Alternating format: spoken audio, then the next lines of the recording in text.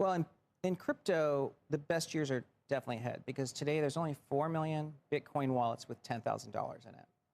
There's 900 million IRA and brokerage accounts globally that have $10,000. So that's 200 times larger market.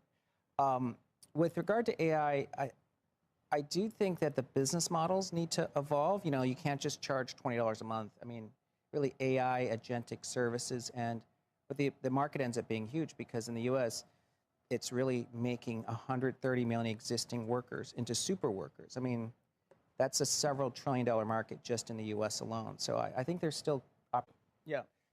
I think we're in what I'd call the bleeding edge phase, like where everything feels like the tech is in front of the applications.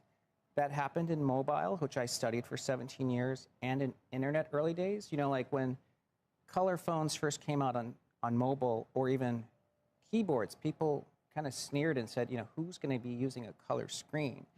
And remember famously what happened when the iPhone was launched and how one of the biggest competitors dismissed it and saying it's just a toy. Right. I think we're at that phase with AI where the capabilities will blossom and then services will follow. But that, as you know, the future happens faster than I believe that AI stocks, especially stocks like NVIDIA, are going to actually re-rate higher.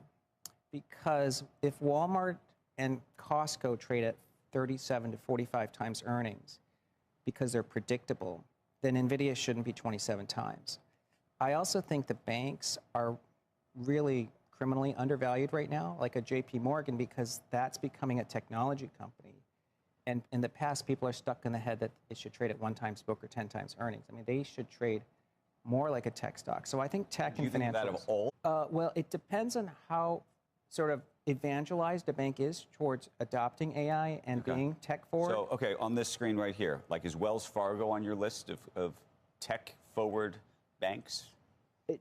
Possibly. Goldman certainly is, and I think Morgan Stanley has shown a lot of evidence. So I think banks are sort of getting it, but they are really becoming technology companies. So even at record highs?